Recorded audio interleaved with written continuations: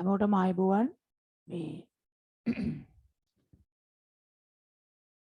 කලින් දවසේ අපි මේ හතට අදාළ දැන් අපි කතා කරමින් හිටපු පාඩම ශක්ති ප්‍රභව කියන පාඩම ඒකේ අපි අන්තිමට මේ කතා කරමින් හිටියේ ජල විදුලි බලාගාරයක් සම්බන්ධව නේද? ඒකේ රූප සටහන මම කිව්වා මේ අඳින්න හරි අලවන්න හරි කියලා. ඒතර මේ ජල විදුලි බලාගාර වල මේ ශක්තිය විදුලි ශක්තියන නිපදවන්නේ. හැබැයි මේක නිපදව ගන්න මේ වොමනා වෙනවා අර ජලයේ විභව ශක්තිය සහ ජලයේ චාලක ශක්තිය. මේ ශක්ති පාවිච්චි කරලා තමයි මේ විදුලි බලාගාරයක් ක්‍රියාත්මක කරන්නේ. ක්‍රියාත්මක වෙන්නේ. බලන්න මේ දැන් ඔය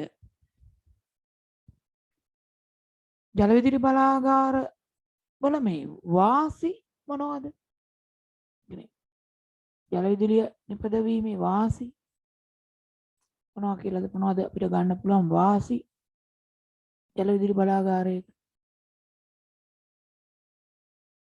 අපි ඒක ලිව්වේ නැහැ. මේ මොනවද ජල විදුලි බලාගාරයක වාසිදායක තත්ත්ව? ඔබාන මතක් කරලා කැමරා ඔන් කරන්න පුළුවන් ඔන් කරන්න. ගිහන්සා විදුලිය ලබා ගැනීමට ඔව් දැන් විදුලිය ලබා ගන්න තමයි. හැබැයි මේ මං අහන්නේ විදුලිය ලබා ගැනීමේ මේ ජල විදුලිය ලබා ගැනීමේ වාසි මොනවද කියලා. වෙනුක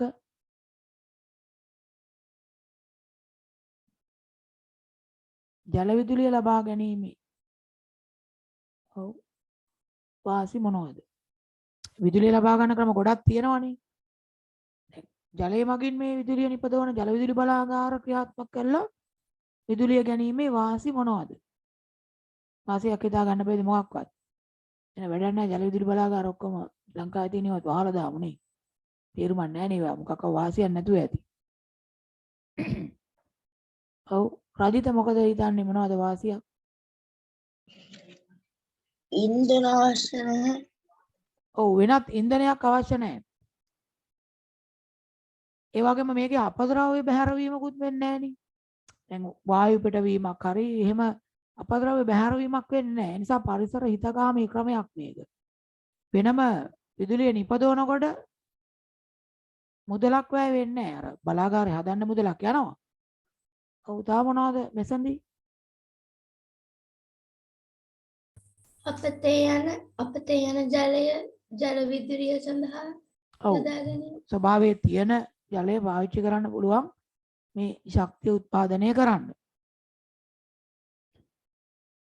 ඕකේ අපි මේ මං කලින් දුන්නේ නෑ නේද ප්‍රශ්නයක් ජල විදුලි බලාගාරයක තියෙන මේ වාසි මොනවද කියලා ලියන්න දුන්නේ නෑ නේද? කලින් දවසේ දුන්නේ නෑනේ. එහෙනම් අතන ප්‍රශ්නයක් විදියට ලියමු. ප්‍රශ්නයක් විදියට ලියමු.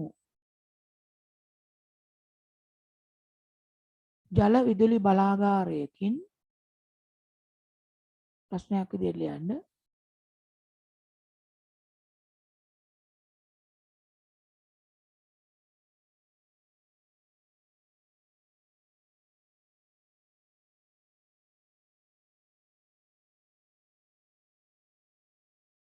විදුලිය නිපදවීමේ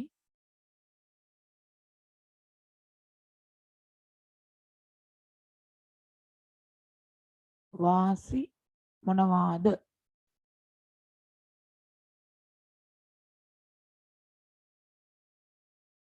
මොනවද වාසි විදියට ගන්න පුළුවන් දේවල්? ජල විදුලි බලාගාරයකින් විදුලිය නිපදවීමේ වාසි මොනවද කියලා අහන්නේ. එහෙනම් දැන් කීපයක් ලියන්න පුළුවන්. එකක් තමයි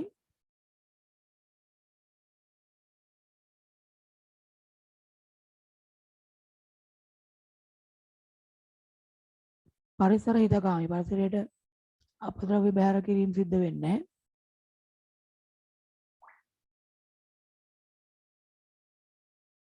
පරිසර හිතකාමී ක්‍රමයක් වීම.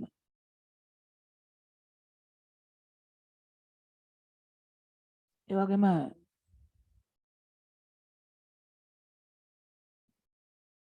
විදුලිය නිපදවීමේදී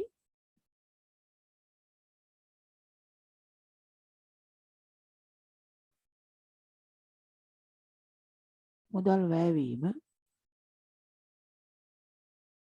අවම වීම. ඉන්ධන වලට එහෙම කියලා මුදල් වැයවීමක් නැහැ.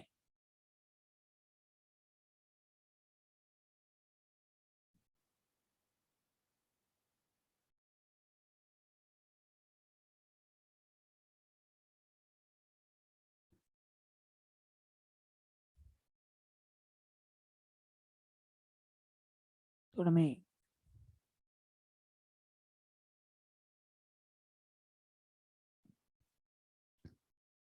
කලා යන හෝ ඉහළ පිහිටි ජලයේ ශක්තිය ප්‍රයෝජනවත් විදිහට යොදා ගන්න පුළුවන්.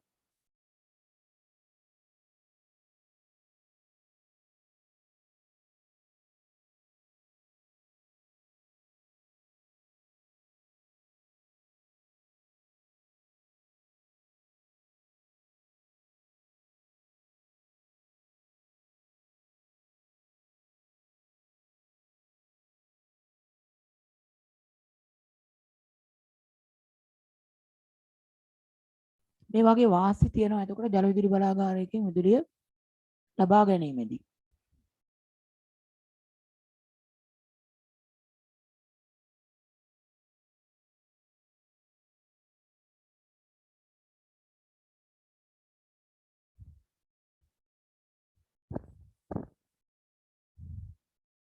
හරි මොනවද මේ වාසි වගේම දැන් මේකේ අවාසිත් තියෙනවා. මොනවද ඔයගොල්ලන්ට හිතෙන විදිහට ජල විදුලි බලාගාර පාවිච්චියේ තියෙන අවාසි?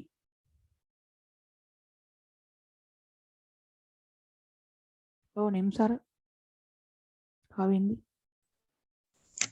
ජල විදුලි බලාගාරයක් ඉදිකිරීම සඳහා විශාල මූලික වියදමක් දැරීමට සිදුවීම. ඔව් දැන් විදුලිය නිපදවනකොට එච්චර මුදලක් ගියේ නැති වුණාට බලාගාරය හදන්න මූලික වියදම ගොඩක් වැඩියෙන් යනවා. ඒක අවාසියක් තමයි. දිනුග තව මොනවද? වර්ෂාව නැති කාලයක ජලය වැඩි ප්‍රමාණයක් ගලා යන්නේ නැති නිසා ජලය නැති කාලයට මෙය ක්‍රියාත්මක කිරීම අපහසුයි. ඔව් හොඳයි.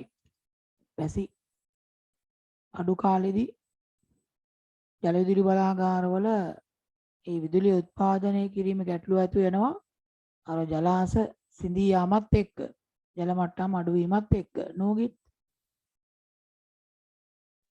ඉඩකඩ සීමා සහිත වෙන්න පුළුවන්.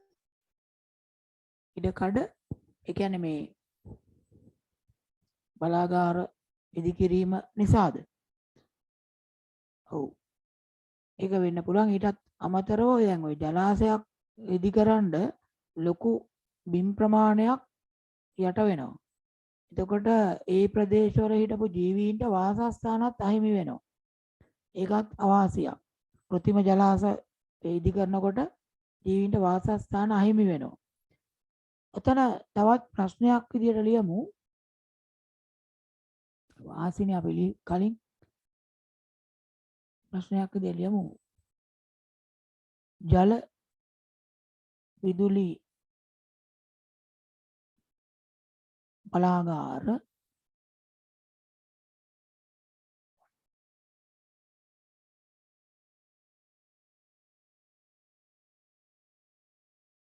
වලින් විදුලිය නිපදවීමේදී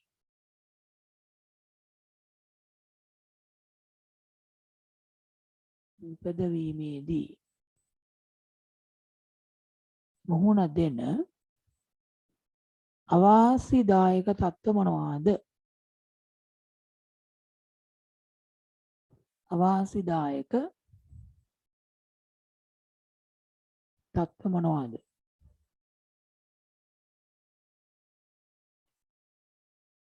කියපු ඒවා දැන් තනියම ලියන්න පුළුවන්.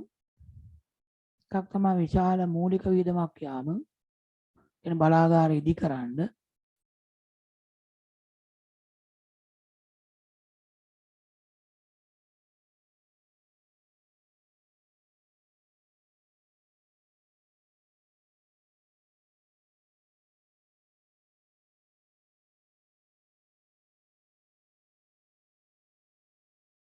ඒ වගේම දැන් හැම ප්‍රදේශයකම මේ ජල විදුලි බලාගාර ඉදි කරන්න බෑනේ.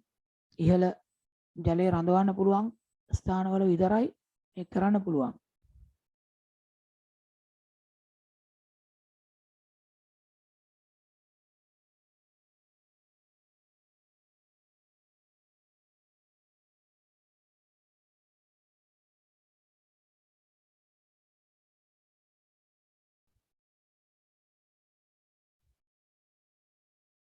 ඒ වගේම අර වර්ෂාව අඩු කාලවලදී විදුලිය නිපදවීම ගැටලු මතුවෙනවා.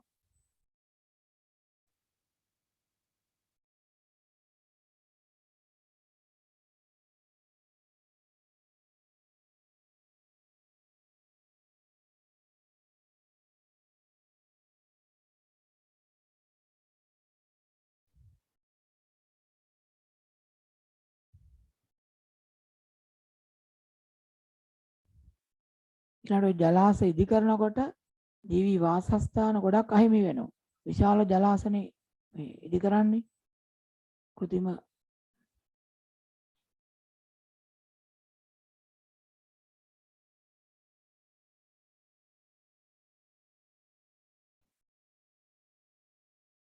කියන්නේ සමහරට අර ගඟක් හරස් කරලා එතන ජලාශයක් හදා ගන්නවා.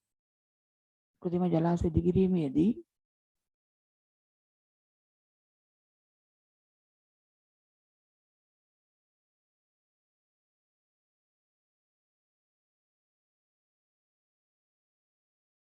ජීවීන්ගේ වාසස්ථාන අහිමි වීම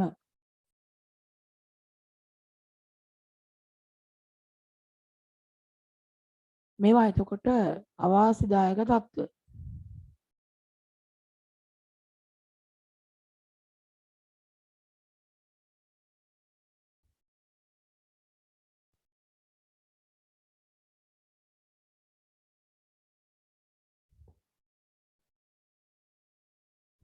දැන් මේව මතක තියාගන්න මේ විභාගවලදී අහන්න පුළුවන් ඒවා යම් ඔය ශක්තිය නිපදවන අවස්ථාවලදී වාසි ඒ ක්‍රමයේ තියෙන වාසි සහ අවාසි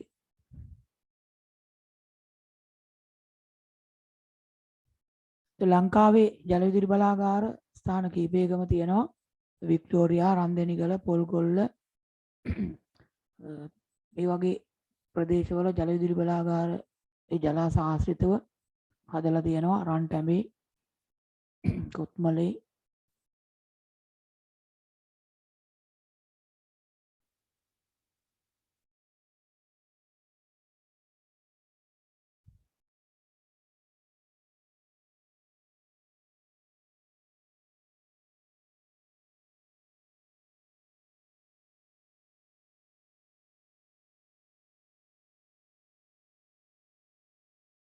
දැන් මම හිතන්නේ දැන් ගොඩක් අය ලියලා ඉවර ඇති. තාම සමහර අය නම් ලියනවා.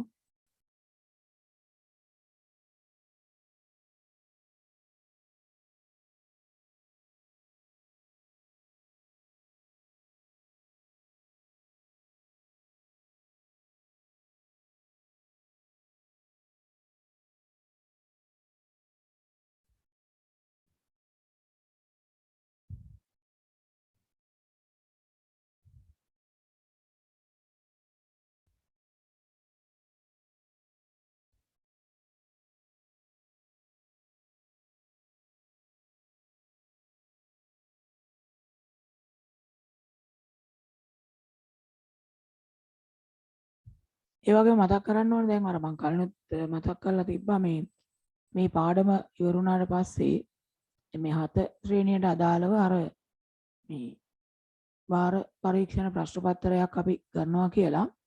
ඒ හින්දා දැන් මේ පාඩම බොහෝ විට දැන් ඉවරුණාම අද ඊළඟ සතිය තුල ඕගොල්ලන්ට හම්බ වෙයි ගෲප් එකට මේ අර ටෙස්ට් එකට එන්න දිනයක් ගන්න ෆෝම් එකක් පුරවන්න.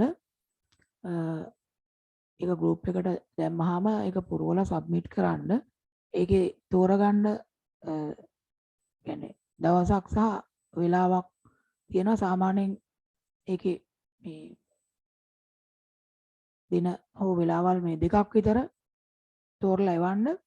ඒතර ඒකෙන් එකක් ඊට පස්සේ ඔයගොල්ලන්ට එන්න කියලා ආපහු ගෲප් එකට අංක ටික දානවා මේ දිනේ මෙන්න මේ වෙලාවේ මේ අංක තියෙන කට්ටිය තමයි එන්න ඕනේ කියලා. ඔයගොල්ලෝ තෝරනකොට අඩුම තරමේ දින දෙකක්වත් ඒකේ තෝරන්න. එතකොට ඒ දින දෙකෙන් එකක් මාක් හරි ඔයගොල්ලෝ ඉල්ලන දින දෙකෙන් එකක් දාගන්න අපිට පුළුවන් වෙයි. ඉතින් ඊළඟ සතිය විතර ඔයගොල්ලන්ට මේ ලැබෙයි ඒ ෆෝම් එක. එතකොට ඊට පස්සේ සතියේ විභාගෙට ඇවිල්ලා තමයි ලියන්න තියෙන්නේ. ඒක මේ අර එහෙම දින වෙන් කරලා ඉල්ලන්න කියලා දාන්නේ මේ පොඩි ප්‍රමාණයක් තමයි ඒක කාල සීමාවකදී අපි ගෙන්නන්නේ. ඒ කියන්නේ ඔක්කොම එක සැරේ ගෙන්නන්නේ නැහැ. ඒ හින්දා මේ ෆෝම් එක අර Google ෆෝම් එකක් විදියට ඔයගොල්ලන් group එකට එයි. ඒකෙම පුරවලා සබ්මිට් කරන්න තියෙන්නේ. ඊට පස්සේ ඔයගොල්ලන්ට ඊළඟ සතියේදී ඇවිල්ලා ටෙස්ට් එක ලියන්න තියෙනවා. ඒක මේ පන්තියට ඇවිල්ලා ලියන්න තියෙන්නේ. එතකොට දිනෙත අයට බොහෝ විට මේ ඉදිරියේදී මම ඒක වෙනම දැනුවත් කරන්නම්. ඔය ඔසාකායක අයට ඒ Google ෆෝම් එක ලැබෙයි ඊළඟ සතියෙම. දිනෙත අය කොහොමත් බ්ලෑස් වෙලා ඉන්න මේ ඒගොල්ලන්ට සමහර විට මං ඉදිරියේ දැනුවත් කරන්නම් කොහොමද එන්නේ කියලා ඒගොල්ලන්ටත් මේ පන්තියට ඇවිත් තමයි ලියන්න තියෙන්නේ. බලමු අපි උත්සාහ කරනවා මේ ඊළඟ මේ මාසේ දලවත් මේ සාමාන්‍ය පන්ති ආරම්භ කරන්න. ඊට කලින් ඔසාකායකයට කොහොමත් පේපර් එක ඇවිල්ලා ලියන්න තියෙනවා. කලින් ලියන්න බැරි වුණොත් ඉතින් එයාට පටන් ගන්නකොටම ඒගොල්ලන්ට ඒ ටෙස්ට් එක කරනවා. හරි. දැන් මේ අපි ජල විදුලිය සම්බන්ධයෙන් කතා කරමින් හිටියේ. තවත් මේ පුනර්ජනනීය ශක්ති ප්‍රභවයක් විදිහට යොදා ගන්න එකක් තමයි ජෛව ස්කන්ධ කියන එක. මොකද්ද මේ ජෛව ස්කන්ධ කියලා කියන්නේ? ශක්තිය නිපදවන්න මේ යොදා ගන්න ක්‍රමයක් මේකත්. ජෛව ස්කන්ධ කියලා අදහස් කරන්නේ මොකද්ද? ජෛව ස්කන්ධ කියලා කියන්නේ ශාක හෝ සත්ව කොටස් පාවිච්චි කරනවා නම් ශක්තිය ලබා ගන්න. උදාහරණයක් විදිහට දර, පොල් කටු, පොල් එලි, දහයියා, ලී කුඩු, වියලි ගොම. වියලි ගොමත් පාවිච්චි කරනවා ඔය මේ ඉන්දියාවේ එහෙම. ඉන්දියාව විතර නෙමෙයි ඔයගොල්ලෝ ගෙවල් වලත් පාවිච්චි කරනවා. වියලි ගොම පාවිච්චි කරන්නේ නැහැ කියලාද කියන්නේ? වියලි ගොම පාවිච්චි කරනවා ඔයගොල්ලෝ. හඳුන් කූරු එහෙම පත්තු කරනවනේ ගෙදර. හඳුන් කූරු කියන්නේ හරිය සුවඳයිනේ වියලි ගොම. එතකොට මේ වියලි ගොම කියන්නේ ජෛව ස්කන්ධයක්.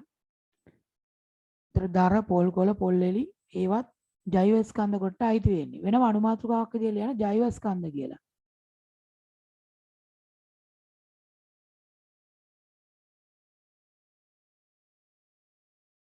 සමහර කට්ටිය ඒ සුවඳ ගහන හඳුන් කුරුවෙම ගෙනාවු ගමන් ඒ හඳුන් කුරු පෙට්ටිය කරලා ඉඹලා බලලා නහය ඇතුළෙත් ඔබලා තමයි තියන්නේ.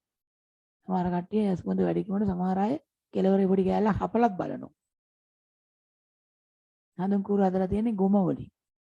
චෝක් සුවඳයි. හරි ජෛව ස්කන්ධ කියන්නේ මොනවද කියලා මේ ඒකේ ලියමු. මේවා මේ පොළොව මතු පිට තියෙන ශාක සත්ව කොටස් තමයි ඉන්ධන විදියට යොදා ගන්නවා නම් ජෛව ස්කන්ධ කියලා හඳුන්වන්නේ. ඒක යටතේ ලියමු.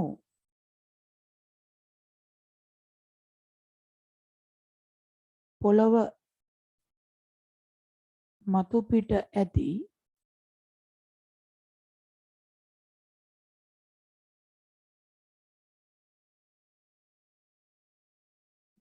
ඉන්ධන ලෙස භාවිතා කරන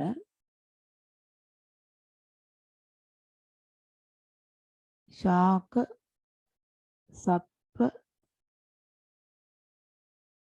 ද්‍රව්‍ය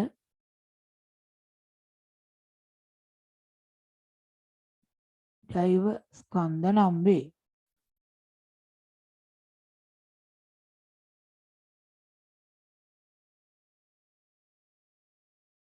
එහෙනම් මේකට උදාහරණ දැන් තනියම ලියන්න පුළුවන්. මොනවද මේකට උදාහරණ කියලා ලියන් බලන්න කීපයක්. ජෛව ස්කන්ධ වලට උදාහරණ දැන් මම කීපයක් කියවුණානේ මම ඇති. ලියන්න බලන්න. මොනවද මේ ජෛව ස්කන්ධ කියනකොට ගන්න පුළුවන් ඒවා.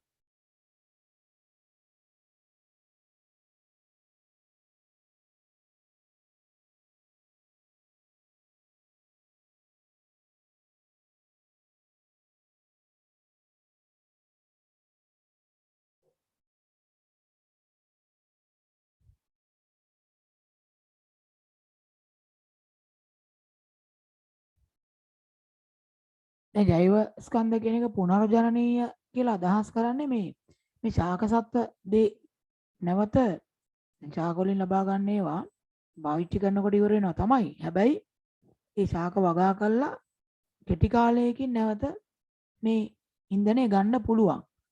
ඒ නිසා පුනර්ජනනීය කොටට තමයි මේ ජෛව ස්කන්ධ අයිති වෙන්නේ. හරි මට කියන්න බාන ලියපු උදාහරණයක් විදුප ලිව්වද?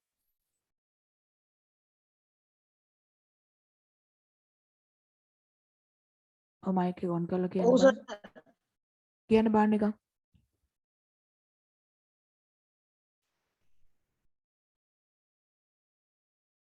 බිනුක එකක් කියන්න බලන්න.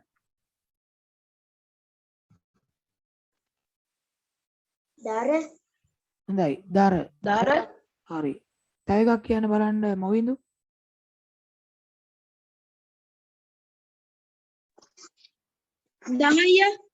දහය 10. හොඳයි. ගිත්මි එකක් කියන්න බලන්න. ජෛව ස්කන්ධයක්. පොල් කටු. හොඳයි. තව එකක්.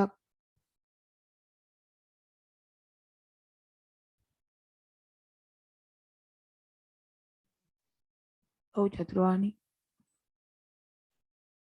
කියන්න බලන්න. ගොම. පියලි ගොම. හරි. සහේලි.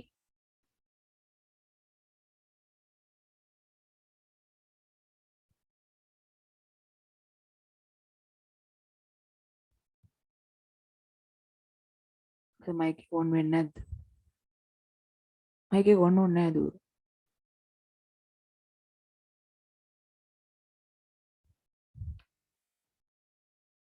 ඔන් වෙන්නේ නැහැ නේ.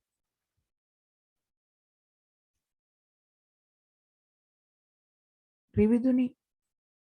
තා මොනවද ගන්න පුළුවන්? ජෛව ස්කන්ධ.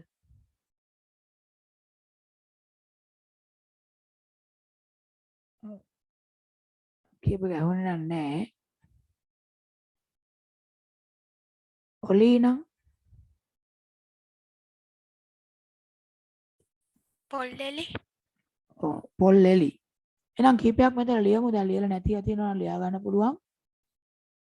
දර පොල් කොළ පොල් එලි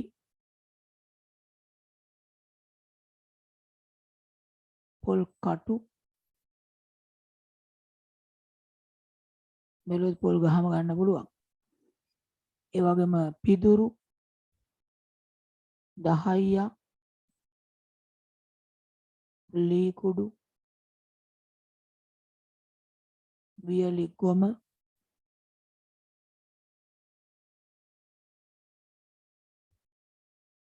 මේ වගේව ජෛව ස්කන්ධ කියන වර්ගයට තමයි අයිති වෙන්නේ.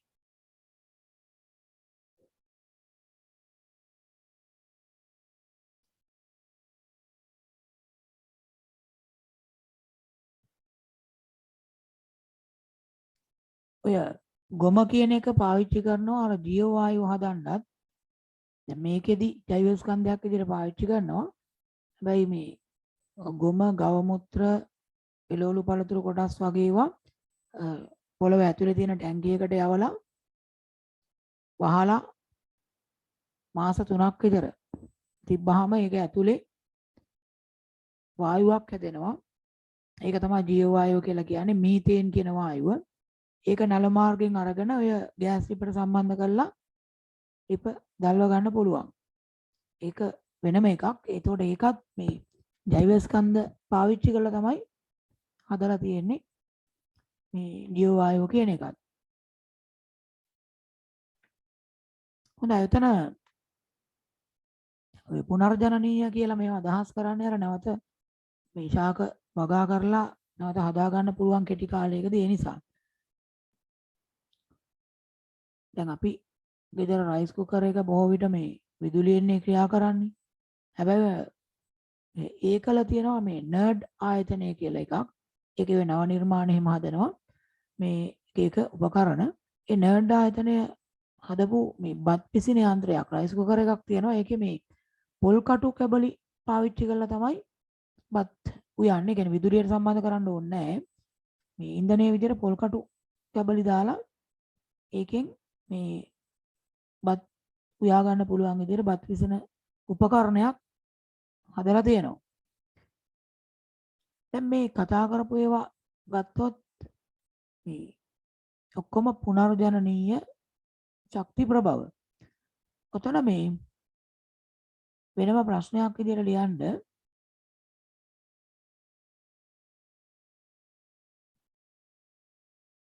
ඔබට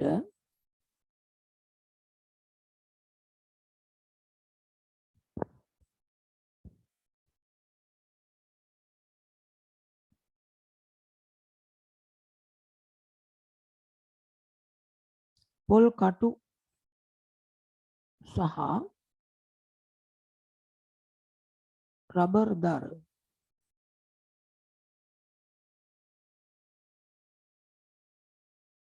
ලබා දී ඇතනම්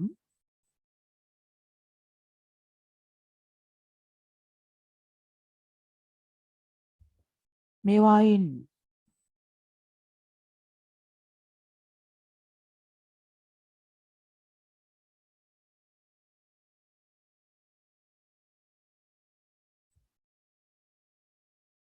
වැඩියෙන් තාපය නිපද වෙන්නේ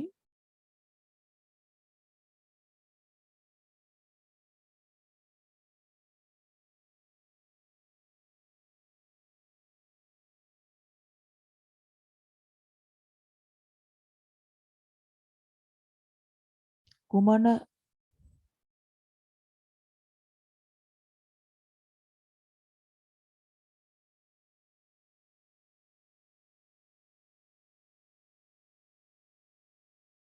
කුමන ජෛව ස්කන්ධයෙන් දැයි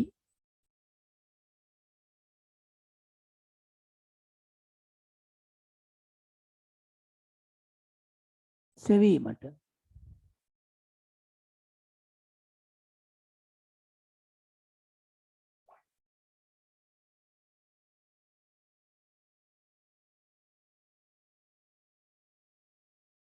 සරල ක්‍රියාකාරකමක් දක්වන්න.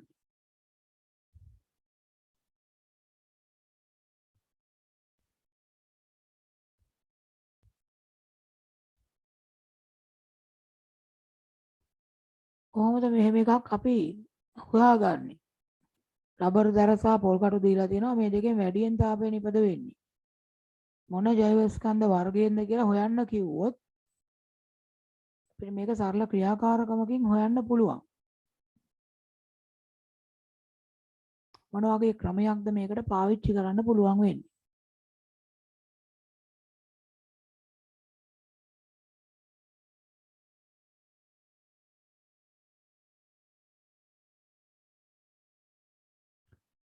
කොහොමද මේ දෙකෙන් වැඩියෙන් තාපය නිපද වෙන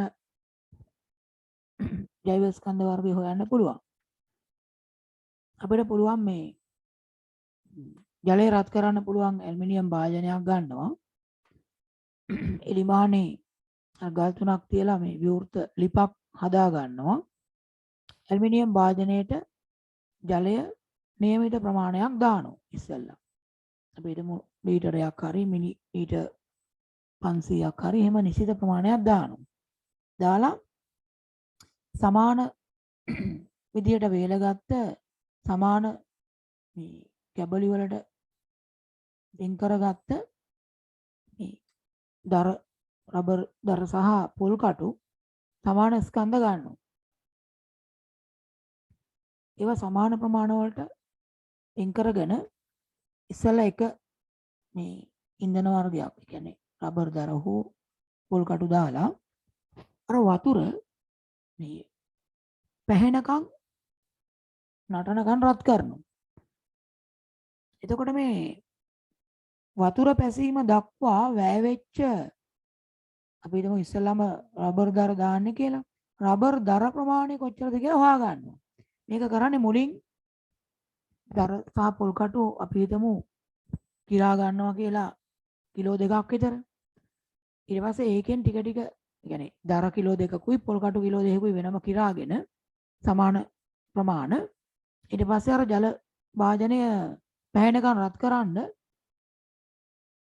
වැය වෙච්ච මේ රබර් දර ප්‍රමාණය හොයනවා.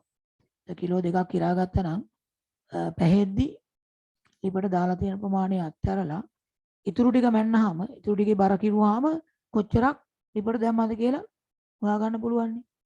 ඒ ක්‍රමයට ඊට පස්සේ මේ වාජනය නිවෙන්න තියලා ආයෙත් නිවෙන්න තියලා ආයෙත් අර ජල ප්‍රමාණයම දාලා අනිත් ඉන්ධනය දාලා වෙලා නැවත වතුර රත් වෙනකම් පැහෙනකම් ගින්දර දානවා.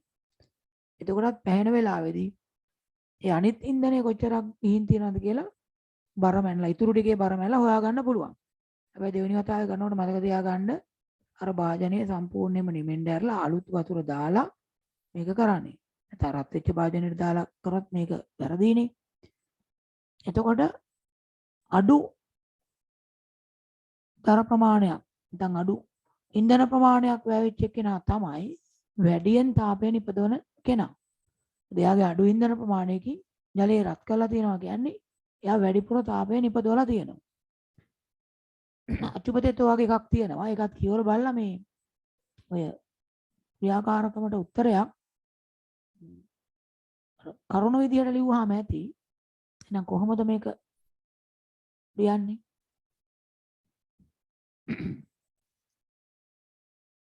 ඉතලම අපි කරන්නේ අර සමාන මේ ජලය රත් කරන්න පුළුවන් වාජනයක් ගන්නවා. සමාන පොල් කටු සහ රබර් දර කිරා ගන්නවා. පොඩක් ඕක ලියමුකෝ.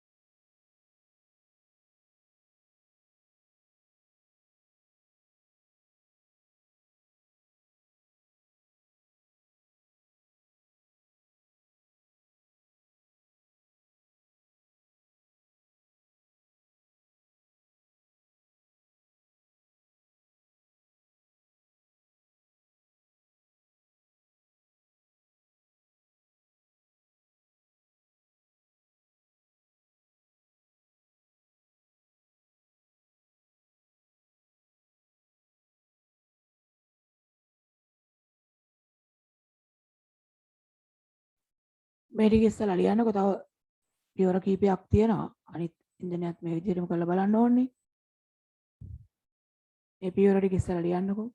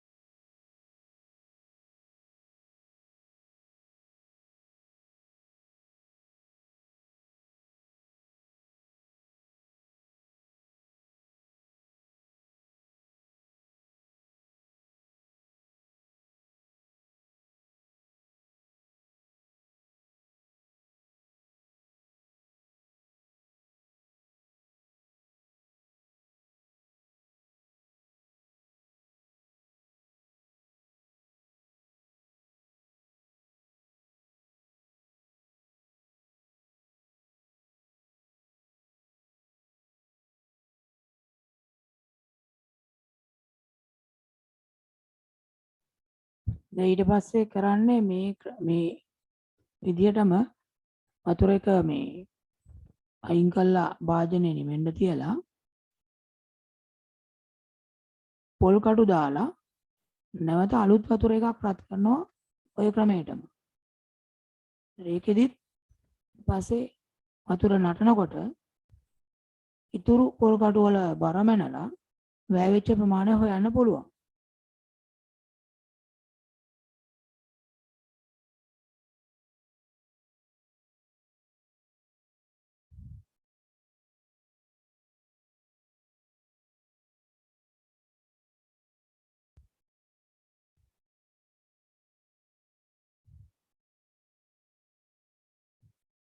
ඊළඟ පියවර ටිකත් ලියමු.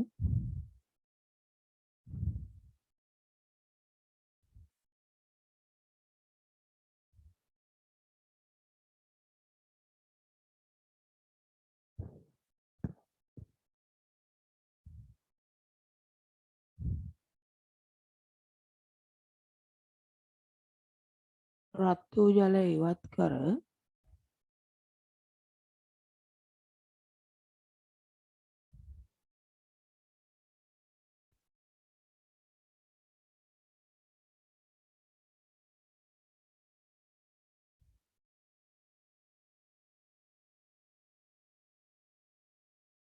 රත් වූ ජලය ඉවත් කර බඳුන සිසිල් වූ පසු අලුත් ජලය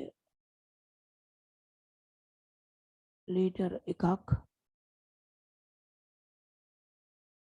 එයට දැමීම.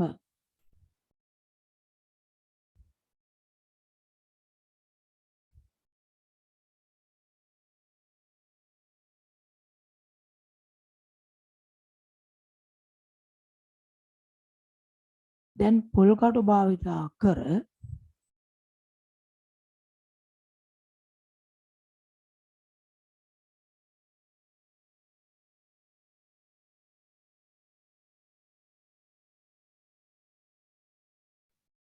පොල් කටු භාවිතා කර ජලය නටනතුරු රත් කිරීම.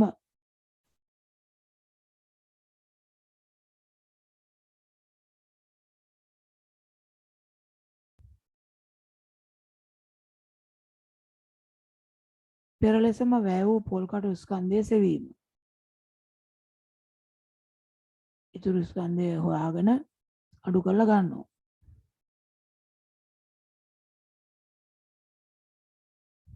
ඒතර මෙහෙම හෙව්වාම අඩුවෙන් ඉන්ධනය පැවලා තියෙන එකේ තමයි වැඩි තාපයක් නිපදවලා තියෙන්නේ. ඔයිට මේකට පොල් කටු තමයි මේ වැඩි තාපයක් නිපදවන එක විදිහට ලැබෙන්නේ.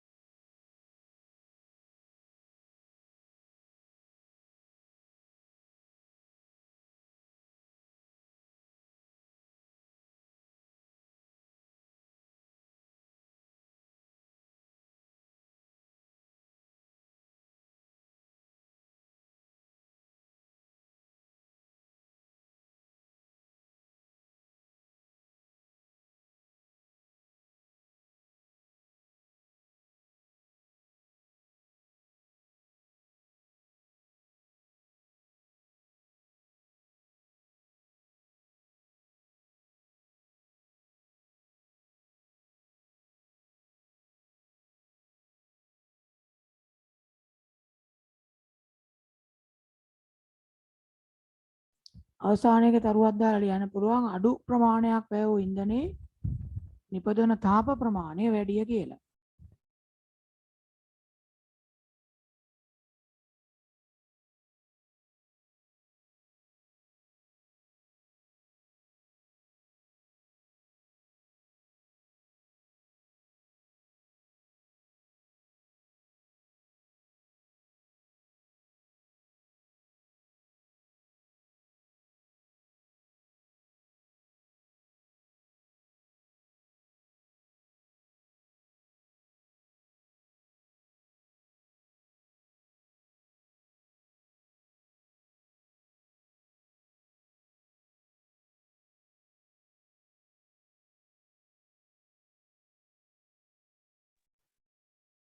හරි නේද? දැන් ලියලා ඉවරයි නේද?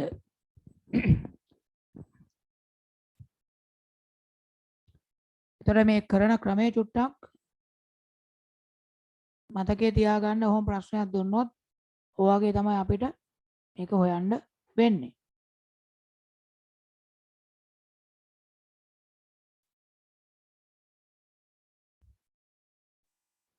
හරි දැන් මේ අපි කතා කරේ මෙච්චර වෙලා පුනර්ජනනීය ශක්ති ප්‍රභව ගැන.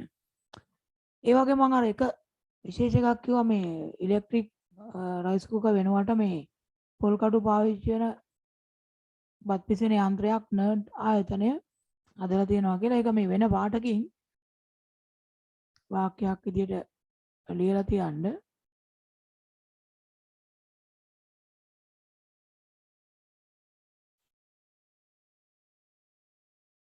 වෙන පාටකින් ඒක ලියලා තියන්න. විදුලි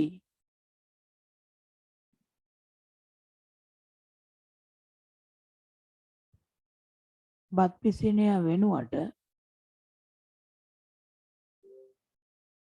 විදුලි බත් පිසිනය වෙනුවට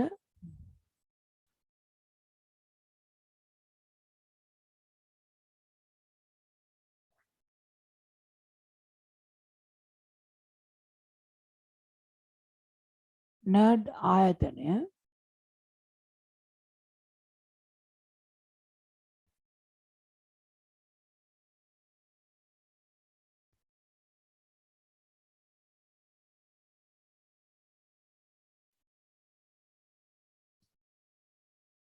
පොල්කටු ඉන්ධනය ලෙස යොදා ගන්නා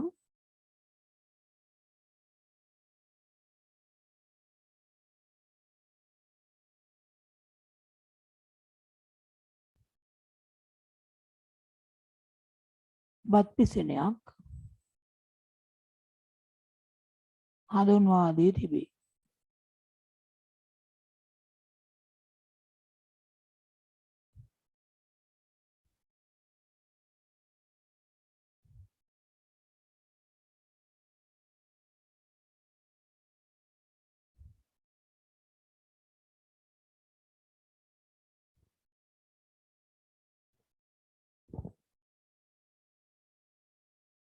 හොඳයි. දැන් ඊට පස්සේ අපි බලමු මේ පුනර්ජනනීය නොවන ශක්ති ප්‍රභව මොනවද පාවිච්චි කරන ඒවා තියෙන්නේ. ඔයගොල්ලෝ දන්න පුනර්ජනනීය නොවන ශක්ති ප්‍රභව මොනවද? මතක් කරන්න බලන්න. පුනර්ජනනීය නොවන ශක්ති ප්‍රභව වර්ග. ඔයගොල්ලෝ දන්නේ මොනවද තියෙන්නේ? ඔව්.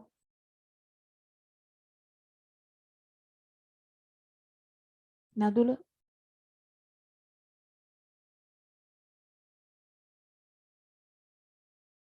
ඔව් නදුල කියන්න බලන්න. खनिज तेल ඔව් කනිජ තෙල් ගන්න පුළුවන්. හොඳයි. තව ඒ වගේ පුනර්ජනනීය නොවන එකක්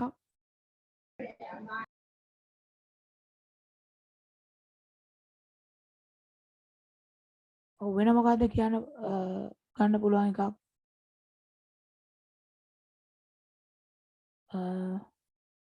මහේලි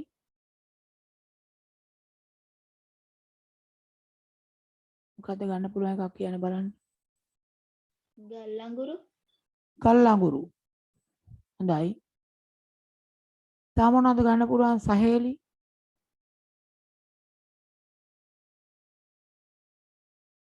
න්‍යෂ්ටික ශක්තිය න්‍යෂ්ටික ශක්තිය. හරි. ඔව්. නිහංගි ස්වභාවික වායුව ස්වාභාවික වායු. හොඳයි.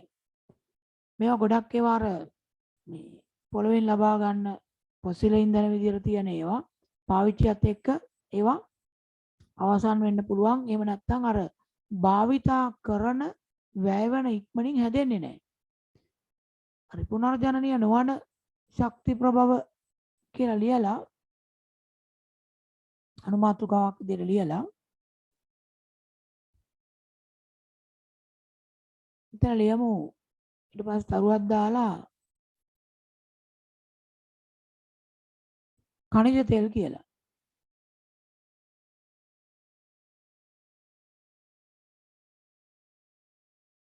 එතන මේ කනිජ තෙල් කොහොමද හැදෙන්නේ? කනිජ තෙල් කියන්නේ කොහොමද හැදෙන්නේ? කාට හරි අදහසක් තියෙනවද කොහොමද මේ කනිජ තෙල් හැදිලා තියෙන්නේ කියලා? කවුරු හරි පොළොව ඇතුලේ ඉස්සර කාලේ හංගපු ඒවාද ඔය? පොළොවෙන් ලබා ගන්න. වලලපු ඒවාද? කොහොමද කනිජ තෙල් පොළොව ඇතුලට ගිහින් තියෙන්නේ? ඔව්.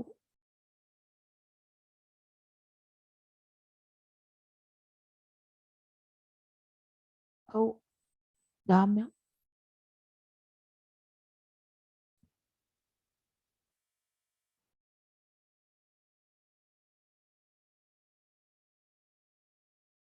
නෝගි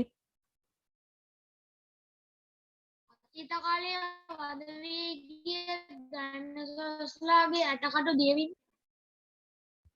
ඔව් මොකද්ද මන් දන්නේ දෙකක් මම හිතන්නේ පටලවගෙන තමයි කිව්වේ. අර පොසිලත් එක්ක පටලවගෙන පොසිල ඉන්ධන ඒ දෙකක් පටලව ගන්න එපා. දැන් පොසිල කියලා කියන්නේ මේ පොළවෙන් හම්බ වෙන කලින් හිටපු ජීවීන් සම්බන්ධ මොනවා හෝ තොරතුරු. මේ පොසිල ඉන්ධන කියලා කියන්නේ දැන් ඒවැ මේ අඩකටු ඉතුරු වෙන්නේ නැහැ. එහෙන්තන් එයාගේ කොටස් ඉතුරු වෙන්නේ නැහැ. පොසිල කියලා කියන්නේ මේ අවුරුදු මිලියන ගානකට කලින් පොළවට යට වෙච්ච ශාක හෝ සත්ව කොටස් උෂ්ණත්ව පීඩන වෙනස් වීම වලට ලක් වෙලා සකස් වෙච්ච ඉන්ධන වර්ගයක්. බොර තෙල් විදියට තමයි තියෙන්නේ. ඒවෙන් ඊට පස්සේ අපි වෙන් කර ගන්නවා එක එක කනිජ තෙල් වර්ග. කනිජ තෙල් කියලා ඒ ලියපු තැන ලියාගෙන යමු. වසර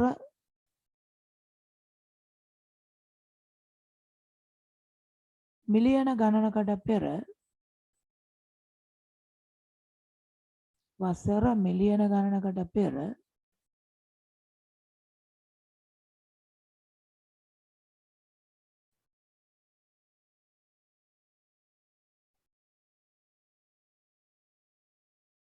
පොළවට යට වූ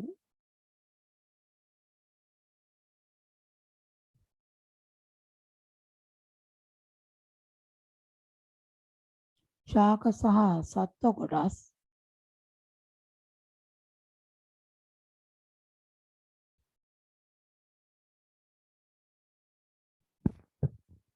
පොළව තුලදී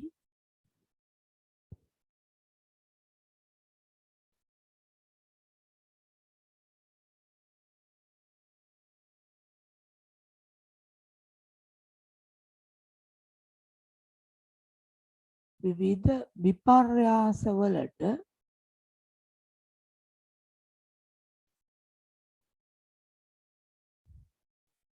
ලක් වී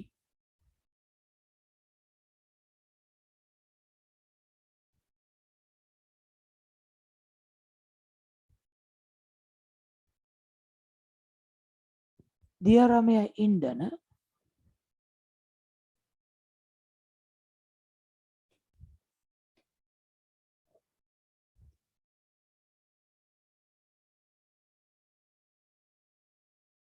खनिज तेल නම් වේ.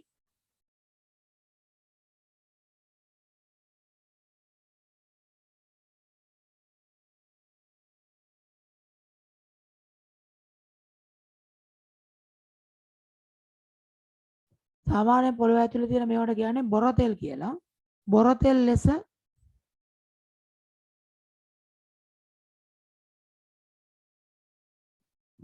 ලෙස පොළොව තුල පවතින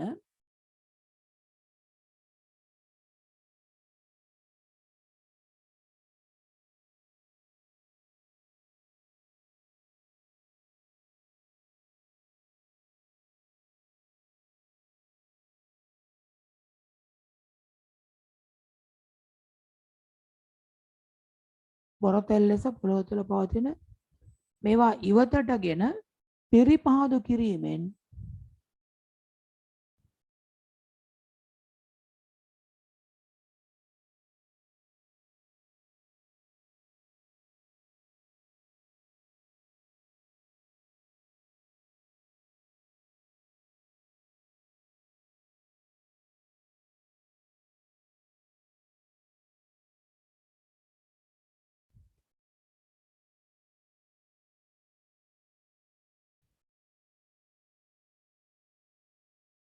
පිරිපහදු කිරීමෙන් ඩීසල්, පෙට්‍රල්, භූමි තෙල්, දැවි තෙල් වැනි ඛනිජ තෙල් වෙන් කරගනී. මිශ්‍රණයක් විදිහට තමයි පොළොව ඇතුලේ තියෙන්නේ. ඒකට කියන්නේ බොර තෙල් කියලා. ඒවා පිරිපහදු කරලා තමයි මේ ඩීසල්, පෙට්‍රල්, භූමි තෙල්, දැවි තෙල් වගේ ඒවා වෙන් කිරීම කරන්නේ.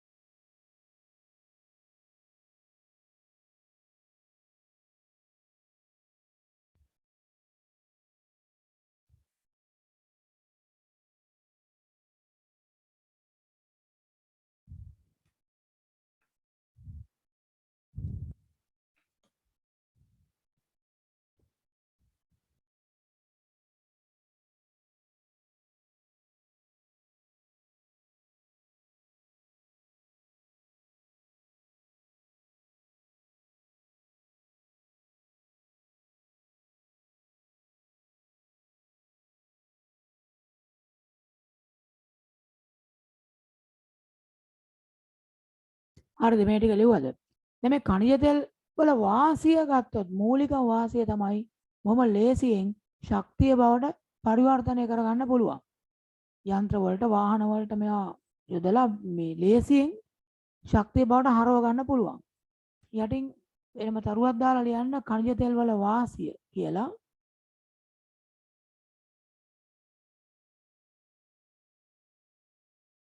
පහසුවෙන්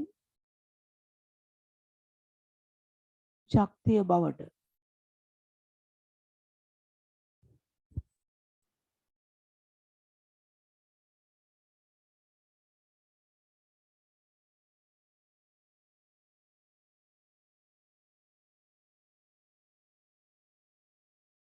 පරිවර්තනය කළ හැකි වීම.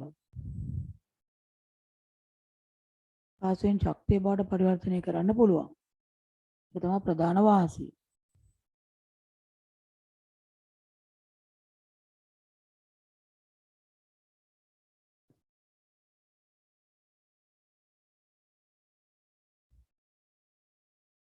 මේකේ තියෙන අවාසිය මොකද්ද?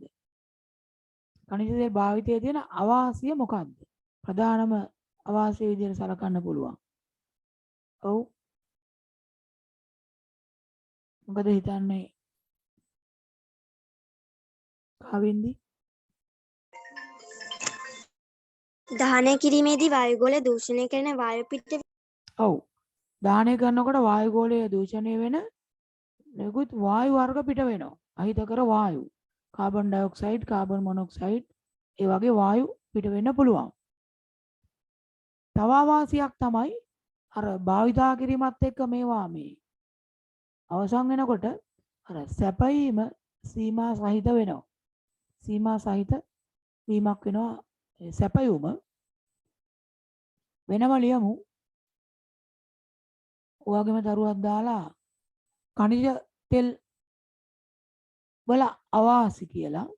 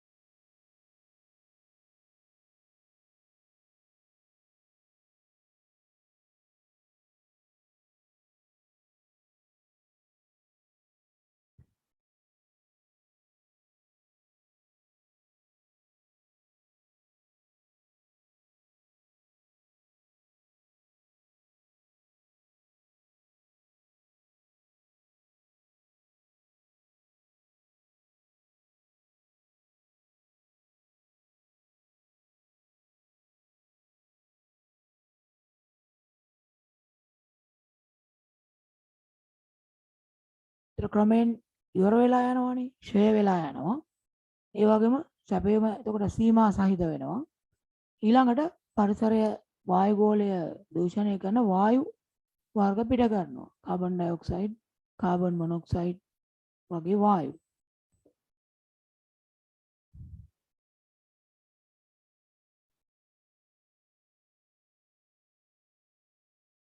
ඒතර ඒ ටිකක් සටහන් කරගන්න එතන.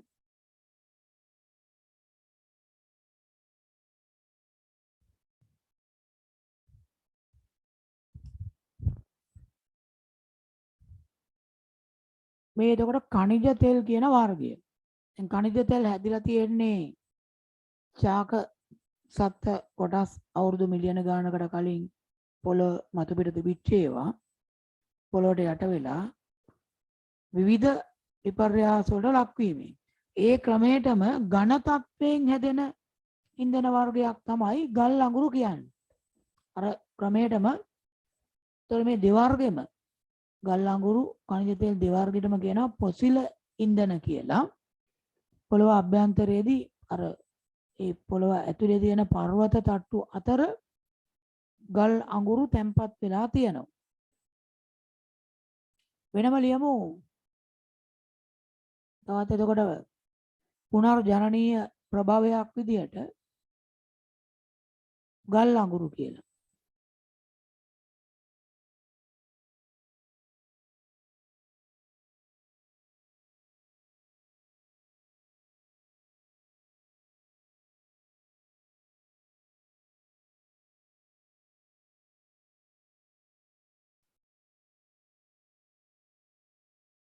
ලියමු මේවාද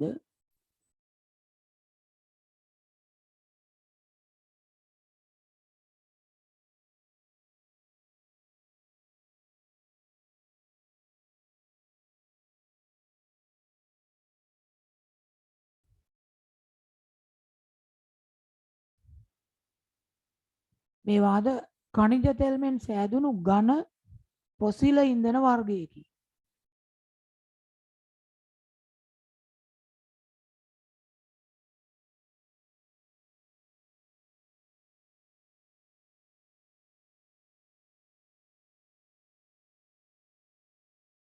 මේවාද ඛනිජ තෙල් මෙන් සෑදුණු ඝන පොසිල ඉන්ධන වර්ගයකි.